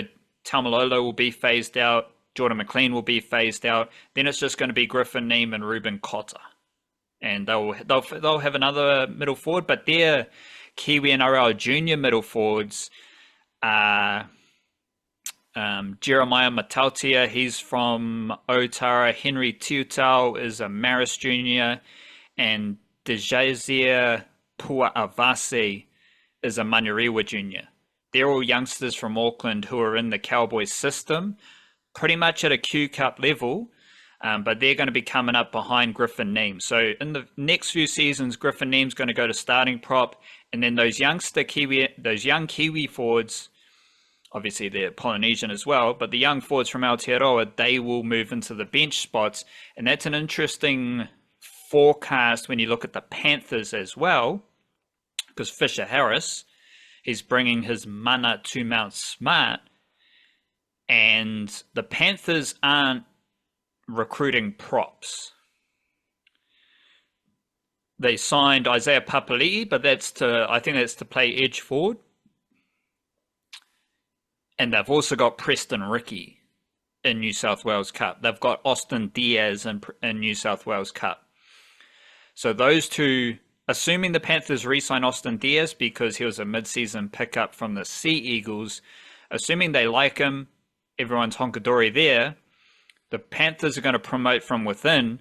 So that means guys like Lindsay Smith, Liam Henry, they move from bench roles to starting roles, and then there's bench roles that open up. So that's where you might get more footy for Preston Ricky. Similarly, just as deep in the mangroves, the Bulldogs, they don't have a lot of Kiwi NRL flavour in the NRL team, and we've seen it. We've talked about it all year. They lost to the Sea Eagles. Sea Eagles are primarily led by Josh Alawai, Glenn Ora Jr. from Auckland. But the Bulldogs, as we've talked about all year, they have a lot of Kiwi NRL players in their men's and women's system. And their Jersey flag team, who I highlighted a few weeks ago, lost to the Warriors at Mount Smart. But they're now in the final of Jersey flag. And the Warriors didn't even make the finals. But the Bulldogs Jersey flag team, they defeated the Raiders, and the Bulldogs had Cassius Tia, he's a Maris junior from Auckland. Callum Donaldson from the West Coast was starting lock, and Famai Tuilalo was the starting prop for the Bulldogs. And we'll get into the Warriors women's signings in a jiffy, but they signed Maya Hill Moana as one of 3 women who have links to Tani Wharo in the Waikato. But Maya Hill Moana, she started her NRLW journey by going to the Bulldogs. And that was 4 years ago. Alexis Tauiniai, she also started her NRL journey at the Bulldogs, and she is now signed to the Bulldogs NRLW team. And the Bulldogs, as we've talked about a fair bit, their women's team in the Harvey Norman Women's Premiership is stacked with women from Aotearoa. Summer Van Gelder on the wing. She's from Auckland. And there's a lot of young women who are, when I Google their names, a lot of netball pops up. So there's a lot of players moving from netball. So shout out to netball. You're hanging on for your dear life. Summer Van Gelder, she's from Auckland. She's on the wing. This is the team that lost on the weekend to Mounties. Sarahcen? I thought it was Sarahcen. Well, might have got that one wrong. Sarahcen Oliver, she's the captain and centre for the Bulldogs. She's from Wellington. You've got Shaquila Mahakitau Monshau and Shanice Monshau. They're both from Aotearoa. There's a lot of players in that Bulldogs system who are going to move up into the NRLW squad for next season. So that is to say, the Bulldogs didn't have any players from Aotearoa in their NRL team, but they do have a whole system that is full of Kiwi-NRL juniors and NRLW juniors. So shout out to the Bulldogs. You got any NRL Finals thoughts? Well, you did just remind me of something that I dug up while the Under-20 Women's World Cup football was happening, which just on light of searching for players and then finding things from other sports. I get a bit of cricket overlap with the National League stuff. I think Prue Cadden was someone who's now a contracted Auckland domestic cricketer who was on the bench for Auckland United a couple of years ago when they made the Kate Shepherd Cup. When they won the Kate Shepherd Cup final, they've actually just won it again, but with a bit of a different look squad at this point. Obviously, no one quite matches Anna Milne, Chatham Cup winner and Blackcap. But Madison Iro, who's a Cantabrian goalkeeper who's now at university in the United States, she was a starting goalie at the Under-20 World Cup. And there's a thing about how she played cricket to a fairly high level. She's still under 20s, so she's only like 18 or 19 now as it is. But she played cricket to a fairly high level. She was part of the first 11 at Christchurch Girls High School that won I don't know what it's called, but the equivalent of the Gillette Cup. They won the national championship there, and Gary Stead's daughter was also in that team. So it's too young for any of those players to really have been pushing through and playing much, national level domestic cricket. But there's just reminded me of that story of randomly. I guess it makes sense that I wonder if she was a wicketkeeper. That would be interesting. If you go from goalkeeper to wicketkeeper, it seems like there'd be a bit of crossover there, I suppose. But yeah, apparently quite a talented cricketer and also starting goalkeeper at the Under-20 Football World Cup. So there you go. The New South Wales Cup finals, we're in a preliminary final this week coming up. Raiders versus Jets. Newtown Jets have Chris Viaila from Waitemata. He's been on the extended bench a few times for the Sharks, so he's one to watch out for. And Queensland Cup, they've got their grand final this week. North's Devils versus Redcliffe Dolphins. North Devils have Tuki Mihia Simpkins, who's from Rotorua, and he started with the Cowboys, had a couple years with the Tigers, then he went to Queensland Cup, and after a season at Q Cup, he has an opportunity with the Titans next season. So he's earned that opportunity with a good season in Q Cup playing for North Devils, and their final is going to be up against Redcliffe, who Valynce Tafare has had a very good end of the season just with seeing him score lots of tries. So obviously there's been a few negative headlines about Valynce Tafare at the Dolphins. He's kind of fallen off a cliff there. He wasn't in old Wayno's best books. But he's scored a few tries in recent weeks. He scored a try on the weekend. That was a fantastic try. He was starting centre, so I imagine he'll be named there again. The other starting centre for the Redcliffe Dolphins was John Whinianganofo from Auckland Grammar School. So he's coming through that system nicely. They also had Trey Lolosio, who's an Otara junior who was initially recruited by the Tigers, then he moved up to Redcliffe, and he was starting prop for their finals win last weekend. And Oblix Tafa didn't play on the weekend, but he's also played a lot of footy for Redcliffe this season. I believe he's a Turanga Waiwai junior. All those dudes, like I don't know if Valynce Tefare's, he seems to be on the outer, but Tafa has really built into his work with Redcliffe, so he might be a future edge forward for them, summer training block. Trey Lolosio is a young prop who's just gone straight into their starting team, so he's someone to watch out for next season. And John Whinianga Nofo has dominated rugby league in Australia since moving over from Auckland. So couple of interesting Kiwi-NRL lads in that Queensland Cup final. I'm just having a bit of a breakdown because I realized that I've been typing for a long time Sarahcen Oliver, captain of the Bulldogs women's premiership team from Petone. But it's actually Sarahcen Oliver. So I need to It happens to the best of us. I need to take a long, hard look in the mirror, and maybe I'm dyslexic. Who knows? Just misspelt it.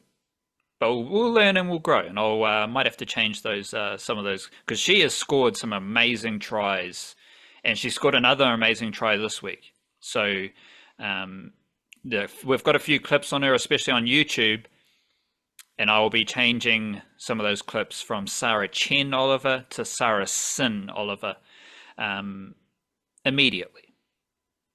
We did have a wave of Warriors women's signings.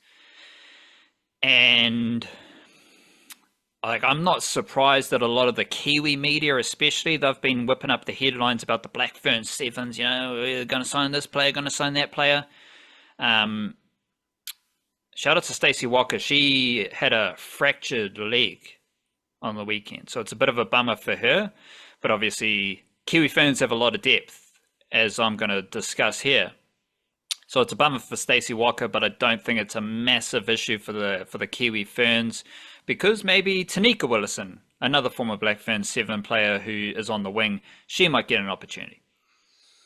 But the Warriors have signed no players from rugby union. So there's no amazing headlines. What have they done instead? They've signed 5 Kiwi Ferns.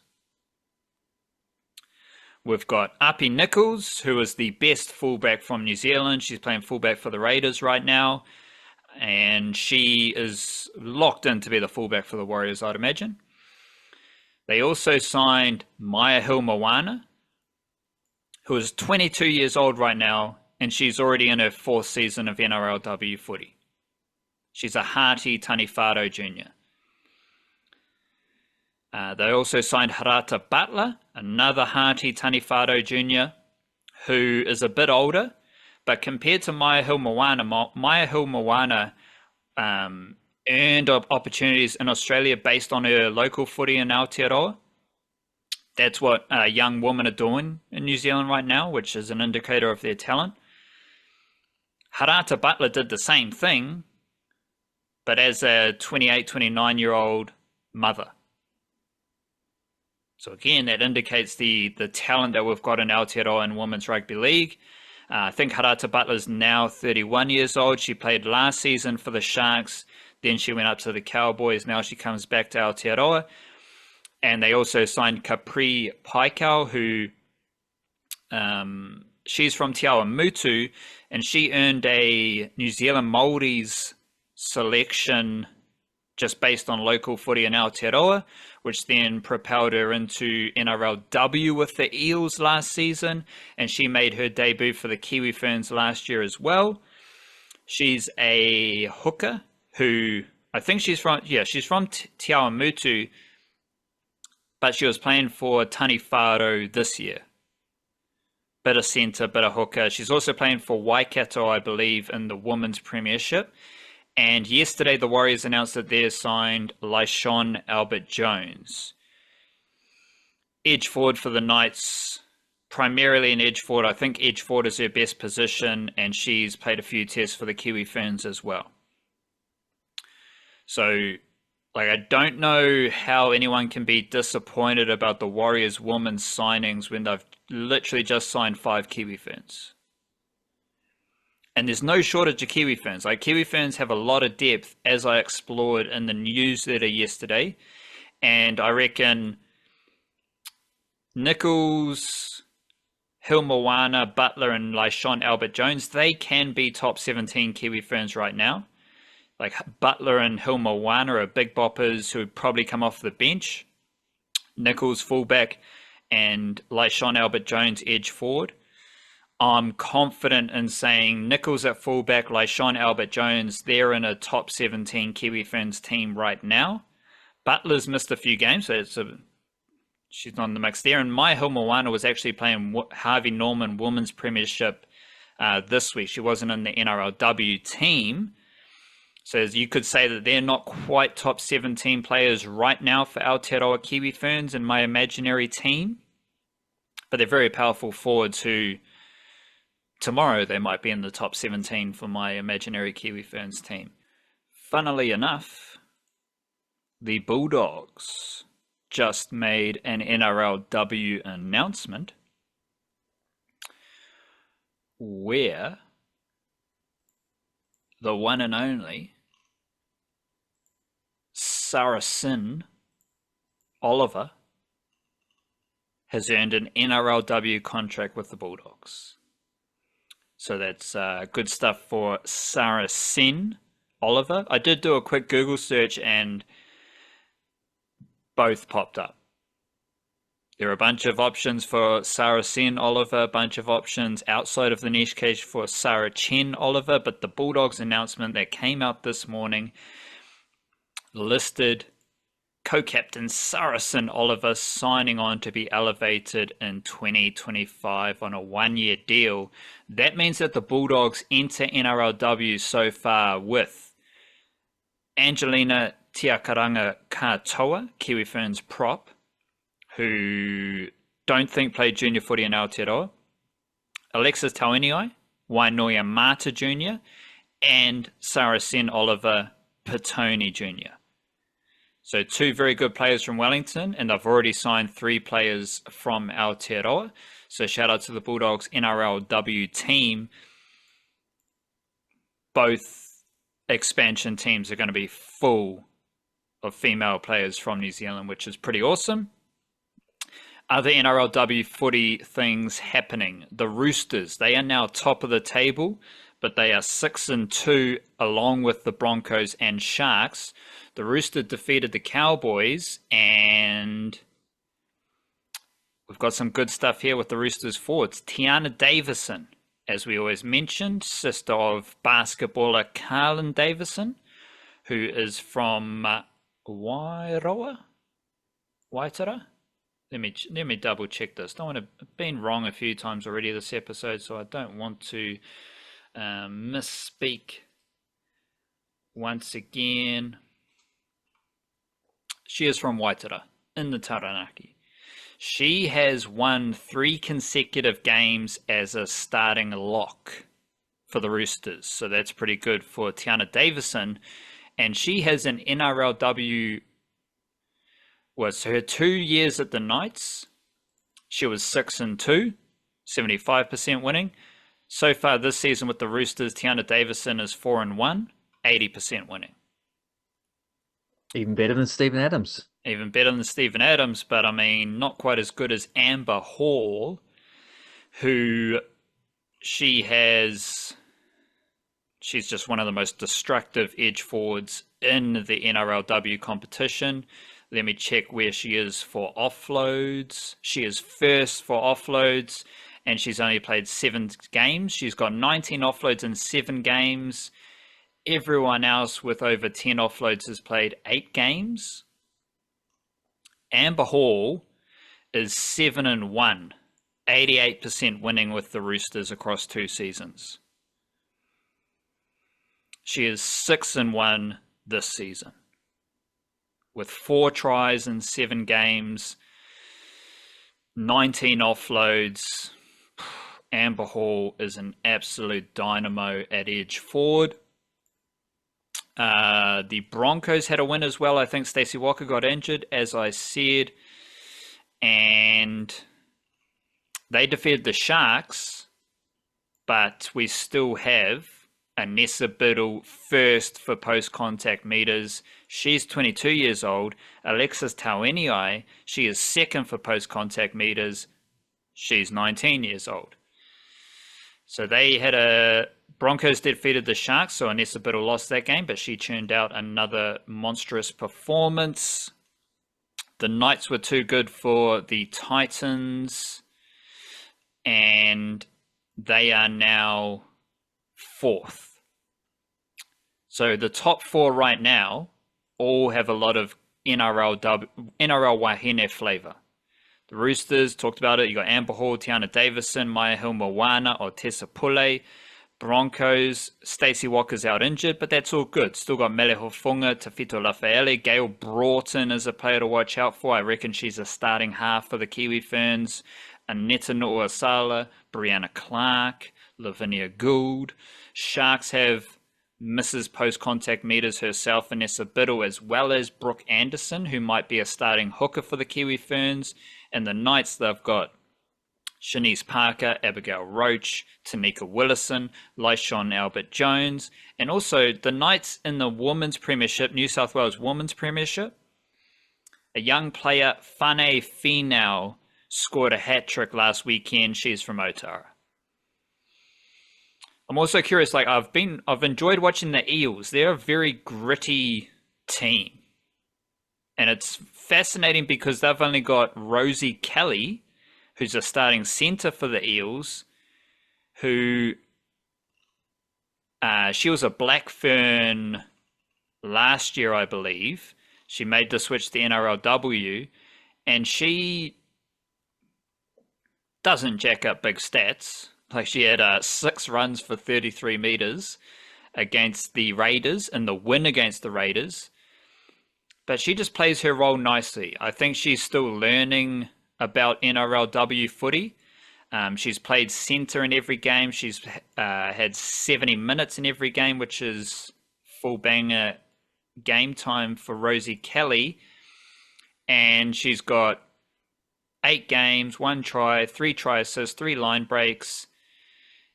Not exceptional stats, but she's just playing her role nicely, and I'm curious to see how she develops because that Eels team, they are getting the job done.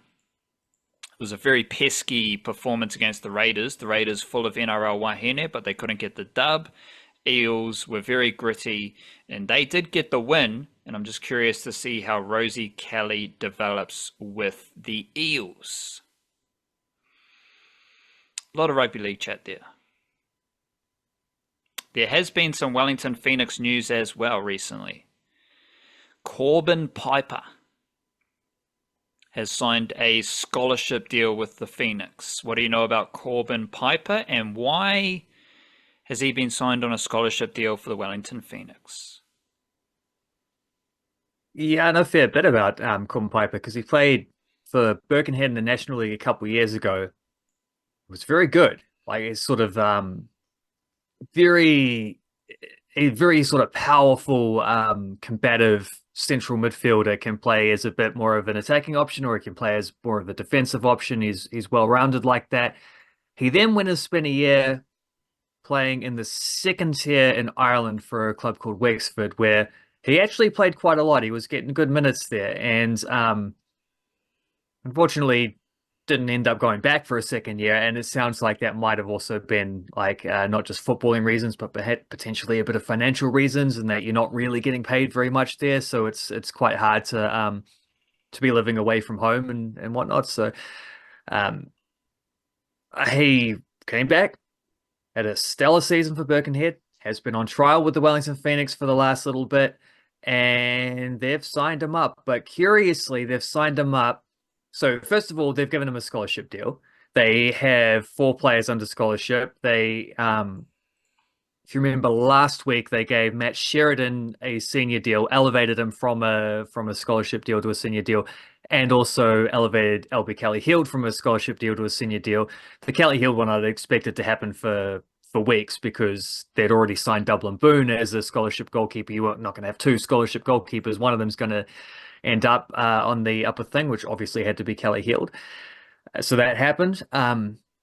But because it was Kelly Hield and Sheridan, you left an open spot in the scholars. So that's what Piper's swooped in and taken. And the other interesting point here is that it sounds, not just sounds, like Chiefy straight up said it in the thing. They're going to convert him from a combative center midfielder into a ball playing center back.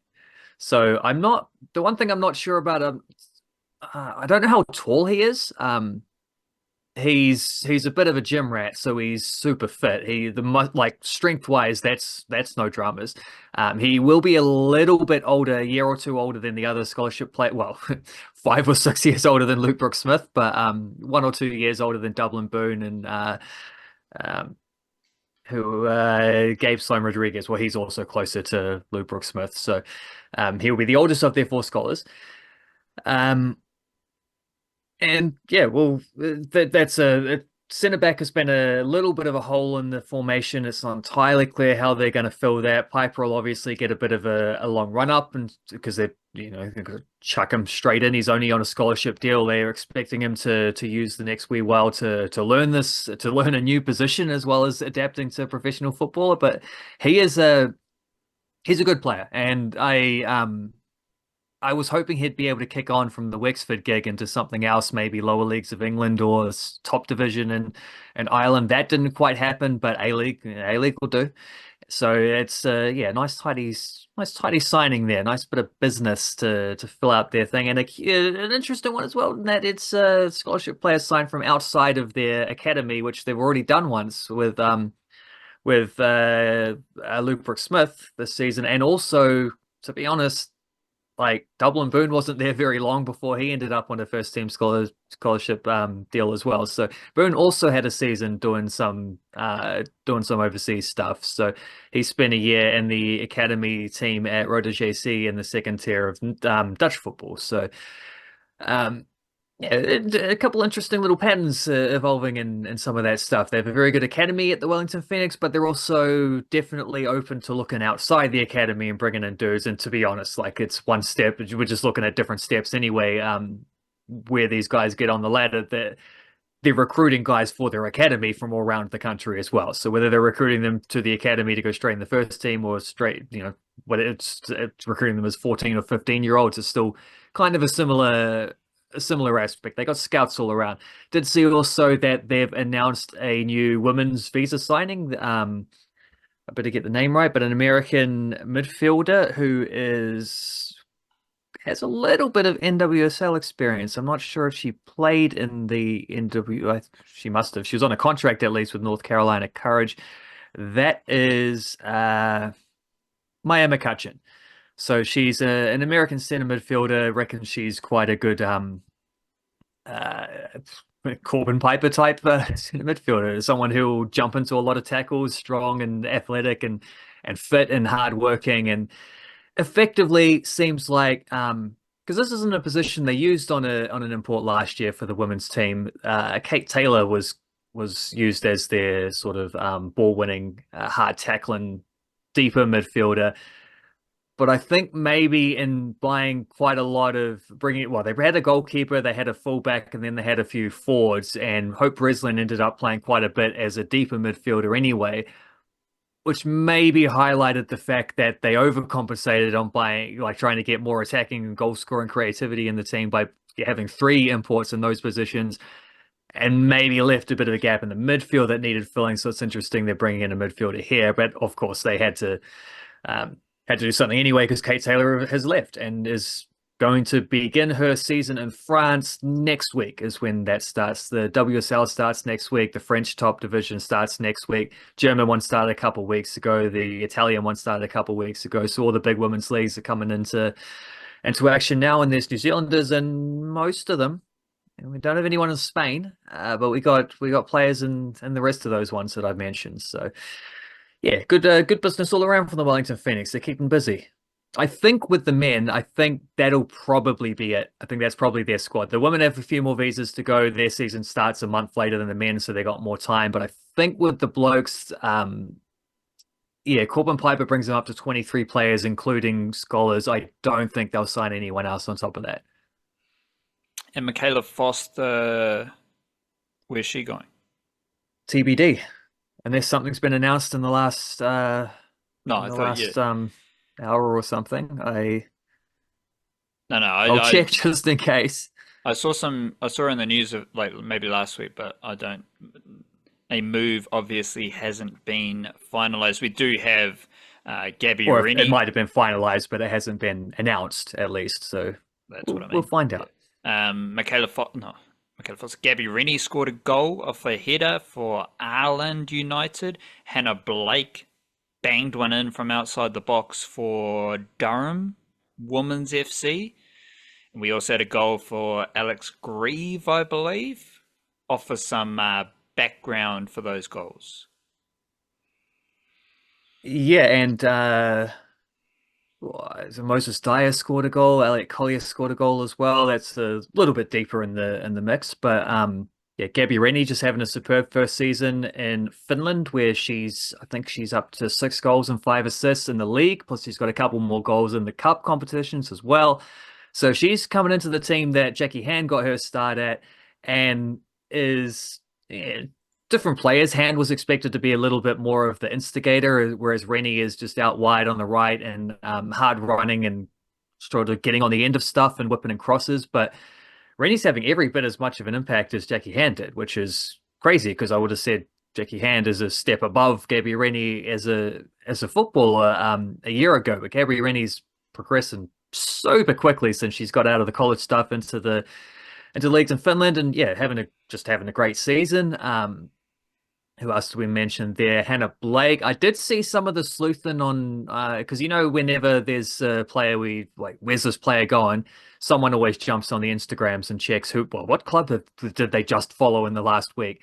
That happened with Michaela Foster and Durham. So there was a little bit of I did spot some of this conjecture. Is this potentially where Michaela Foster is going? And maybe it could be, but it also might be. I think Hannah Blake would have been in the same under-20s wave as Michaela Foster. She might just be following them because her friend plays for the team. It might just be that she wants to see how that goes. And if she is, well, she saw Hannah Blake score an absolute ripper on the weekend. It was a smashing goal, just set up slightly on the bounce on the edge of the area, and she didn't take a touch. She didn't wait for it to come down. She just ran onto it and went thump. And even the cameraman couldn't keep up with that. It flew into the top corner. You don't actually see it hit the net on the video because it went too fast and it went too quickly and too suddenly. Great goal from her. She's playing as an attacking midfielder in this Durham team, and they've been really good. They've won both their first 2 games, and she's been starting. She's wearing the number 10 jersey, and everything just seems very well aligned for Hannah Blake to have a great season and to get back into the football ferns, frankly, because I felt last year while she's playing for Adelaide that she was good enough to at least get into a couple of those squads, particularly once some injuries required them to dig slightly deeper on occasion. The fact that Adelaide sucked really badly last season, they were quite an awful team, probably hindered her. That might have been the difference. If she had been doing that for a team that was making the playoffs, then she'd have got more goals and assists to show for it. She'd have had more highlights. She'd have probably got a bit more of a spotlight on her. Didn't really happen at Adelaide, but it looks like it might happen at Durham. She's had a great start there. Who else do we have? Alex Grieve. Alex Grieve has not made the last all-white squad. He has had a weird year in 2024 where there were times when he was playing in Scotland for St Mirren at a premiership level, top division in Scotland, where he was starting games for a while there and it's certainly having a big impact. And then he sort of found himself on the bench, wasn't getting a lot of minutes, so he goes out on loan to a team trying to get promoted to that division, a division below that, and also mostly only played off the bench, had an untimely injury, which didn't help, but just didn't quite have the impact expected. So he drops down a level below that as well into the Irish League and also finds himself mostly playing off the bench and not really having the impact expected. So it's a weird one. Like, as a dude who's played at a considerably higher level than this, and he's not really getting those chances you'd expect of him. But they did have a cup game on the weekend. He comes off the bench in the cup game, scores a goal, sets up a goal. Didn't play a lot, but obviously had an impact. He'd scored in the previous round of the cup as well. Bohemians are actually into the semi-finals now of the Irish Cup, so good from them. And hopefully that's the jolt in Alex Greaves' career at the moment that he needs, because it's been concerningly trending downwards a little bit there. But when that happens, someone else steps up. Like the All Whites aren't reliant on picking guys anymore who are playing professionally, but maybe their careers are trending in the wrong direction, or just the form is trending in the wrong direction, because form is temporary after all. But they don't have to pick Alex Greaves if he's not playing well, so they haven't been. And it's up to Alex Greaves to fix things up and get into a better situation if he can. Sometimes this is just out of the player's control, and I think some of this has been with him. But it's an important thing to remember with these things is there's always someone else. There's probably always 3 or 4 or 5 other players in each position that are contending, and it is the same on the women's side now as it is on the men's side. So Daisy Cleverly apparently seems to have just announced her retirement from football at the ripe old age of 27, but also she's someone who was playing international. She debuted for the Football Ferns at 17, so she actually did have quite a long career there. And fun fact is she scored her only 2. She played 39 times for the Football Ferns. Her only 2 goals were scored on debut. So she scored 2 goals in the first game. She didn't score again in the next 38. But she didn't go to the Olympics, right? Like that's a well-known name. She was in the World Cup squad, but I don't really know if she got minutes at the World Cup. And yeah, then doesn't make the Olympic squad a year later. That's a relatively well-known name, someone who's been around for 10 years. It's also someone who the Football Ferns aren't necessarily going to miss, because in the last couple of years, Kay Taylor's turned into a midfielder, and Malia Steinmetz has locked in a starting spot, and Macy Fraser's popped up, and there's some good midfielders in that under-20s team that played recently, and there's plenty of good midfielders around other leagues where they're awaiting opportunities. It's sort of like what we're saying before about the Kiwis and eligibility, where it's like you might have a tenuous link, but if you're locked in, you're locked in. Sweet as. If you're not locked in, though, they don't need you. And it's not a matter of well, I guess it is, because Daisy Cleverly's retired. She did like post-grad at university. She had a long college career in America, so she's obviously someone who has interests well beyond football, and someone who's clearly pretty intelligent and would have several options and ambitions and other stuff she wants to achieve. So fair enough. I think she recently got engaged as well, so that might also be an aspect. But like, it's a weird feeling to look at that and think, oh, that's a bummer. Like there's another player disappeared who's been on the thing. Congratulations on a great career. She's been she's had very good moments in Football Ferns jerseys, but also like the Football Ferns just move on. As there might even be a transition into the coaching stuff. You move on. There's someone else. When players step away, you also move on, and there's someone else when a coach steps away too. I don't think we really need to talk about Klimkova though. Like, I don't know what is new there. Like the stuff that has come out over the weekend is just like, okay, yep, this happened. Yep, we already knew things were a bit iffy. Yep. At this stage, we've recorded a monster podcast, so I don't think we need to do another 10 minutes about Klimkova. But also, like, let's just move forward. As you're kind of just alluding to, let's just move forward. Whoever's the new coach, cool. We've got a good system. We've got good players. We've got more players playing professionally. Just keep moving forward. And with that in mind, the All Whites played, lost to Mexico, had a decent result against the USA. Have any of the All Whites, have they returned to club footy over the weekend? Yeah. Pretty much all of them. Like, for anyone who had games is turning up and doing what they could. Like, Chris Wood went back and beat Liverpool. First time Nottingham Forest have beaten Liverpool at Anfield since 1969. So Good result from him. He actually had a very All Whites-esque performance in that he hardly touched the ball, did a lot of good defensive work, but a lot of it was kind of the unheralded stuff, and didn't really get any chances, didn't get a lot of service, and so I think it was nice continuation from him. But also, like they always did against USA, got a good result there, a great result in Nottingham Forest's case. They've won 2, drawn 2 to start the season, so they're one of the last remaining undefeated teams in the Premier League, which is crazy because they were in a relegation battle last season, and now here they are, well clear of relegation worries, albeit only a month into the season. A few of them, like I think Joe Bell was subbed off after 83 minutes, so that's rare for him. He didn't play a 90-minute performance. Perhaps he had a bit of tiredness in the legs. Maybe he was, hopefully that wasn't an injury or anything like that. He did do an after-match interview with one of the sort of fan group / podcast type things, old Viking pudding. But unfortunately, Joe Bell just speaks Norwegian now. So he does a lot of those interviews in Norwegian. And I can't understand Norwegian, so I don't know what he said. If he was talking about, yeah, actually, I tore my hamstring and I'm out for the next 2 months. Well, if he said that, I didn't understand it. So he might have just said, nah, it's just, a little bit thirsty and needed a drink, and we were doing well. So they won 1-0 there, Vikings. So they're still sitting second in the Norwegian league and looking like they won't have a title challenge because Bodø Glimt are miles ahead of everyone else, but they can hold on to second. There's some good European footy that'll be coming their way next season, so that's good from them, especially after last year where they were pushing for a similar thing and then absolutely capitulated in the last couple of months. So there's redemption on offer there.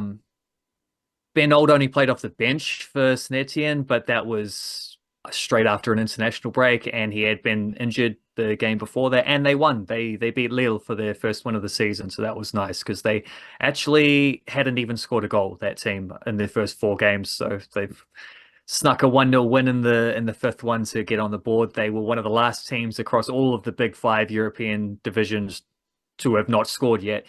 Didn't see McCutcheon on the weekend, though. Unfortunately, he was an unused sub as Empoli drew 0-0 with Juventus. A few other options out there, but those are the big dogs, I suppose. Beauty. Let's wrap it up there. If you enjoy the Niche Cage and the podcast, you can support us on Patreon. You can hit us up on check in with our newsletter, on Substack as well. Like, comment, subscribe, all the good stuff, and love yourself. Big up, big up. Enjoy the Aotearoa Sporting Times. Plenty more news, deep dives, bits and pieces coming your way. Stay beautiful. Churcher.